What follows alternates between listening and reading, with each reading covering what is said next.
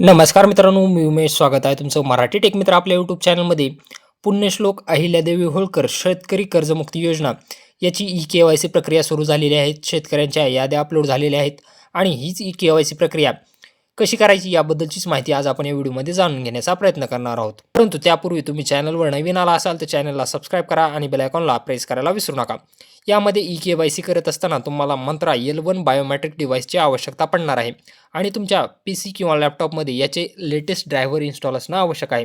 जर तुमच्याकडे मंत्रा L1 device नसेल तर तुम्ही टॅग प्रॉडक्टमध्ये किंवा डिस्क्रिप्शनमध्ये लिंक दिलेली आहे, तेथून मंत्रा डिव्हाइस ऑर्डर करू शकता.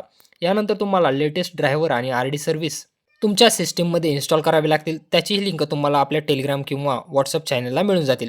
चला मग पाहूयात की ई-के-वाय-सी प्रक्रिया कशी करायची. ई-के-वाय-सी प्रक्रिया तुम्ही शेतकऱ्यांचा आधार क्रमांक वापरून किंवा विशिष्ट क्रमांक वापरून अशा दोन्ही पद्धतीने करू शकता.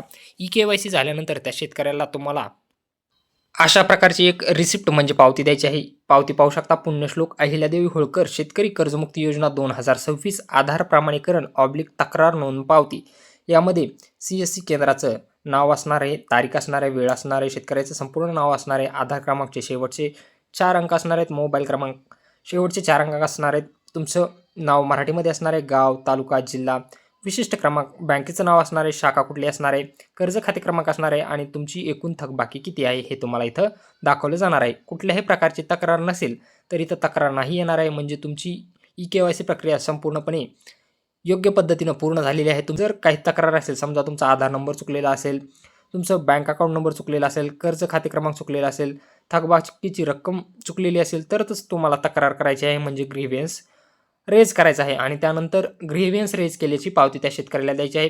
ती पावती घेऊन शेतकरी तहसील किंवा बँकेच्या ठिकाणी जाऊन त्यामध्ये दुरुस्ती करून घेणार आहेत. चला मग पाहूयात की ही ई-के-वाय-सी प्रक्रिया कशी करायची.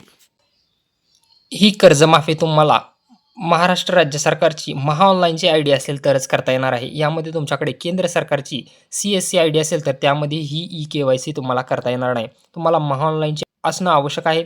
यामध्ये लॉग इन केल्यानंतर तुम्हाला इथं एक ऑप्शन पाहायला मिळेल, पुण्यश्लोक अहिल्यादेवी होळकर शेतकरी कर्जमाफी योजना.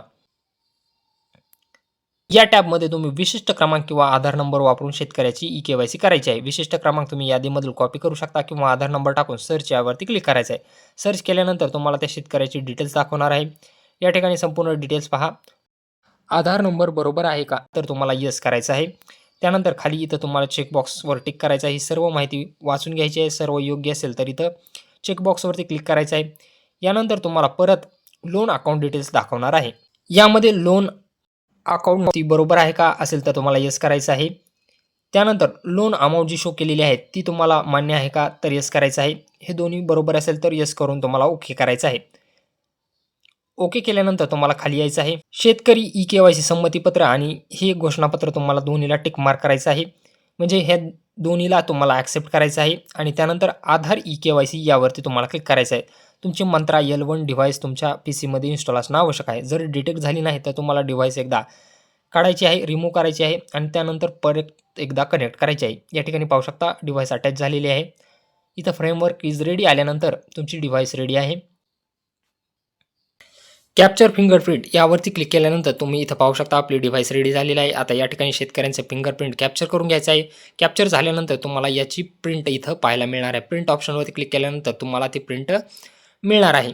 अशा प्रकारे तुम्ही शेतकऱ्याची ई-के-वाय-सी करू शकता. त्यानंतर शेतकऱ्याला तुम्हाला ती पावती काढून द्यायची आहे जी आपण सुरुवातीला पाहिली होती. अशा प्रकारे तुम्ही अगदी सोप्या पद्धतीनं ई-के-वाय-सी करू शकता. यामध्ये जर तुम्हाला शेतकऱ्याची माहिती चुकली तरच तुम्हाला ते मान्य नाही, नो म्हणून तुम्हाला ग्रीव्हन्स रेज करायचं आहे आणि त्याचीच तक्रार पावती काढून द्यायची आहे. जर सर्व माहिती योग्य असेल तर शेतकऱ्याची तुम्हाला 10 बोटं चेक करायची आहेत, ते कनेक्ट होतात का नाही आणि त्यानंतर कॅप्चर फिंगरप्रिंट करून शेतकऱ्याला त्याची पावती काढून द्यायची आहे. यामध्ये ई-के-वाय-सी करत असताना तुम्हाला काही अडचण येत असल्यास कमेंट बॉक्समध्ये नक्की विचारा. आपलं टेलिग्राम आणि व्हॉट्सअप चॅनल जॉईन करायला विसरू नका.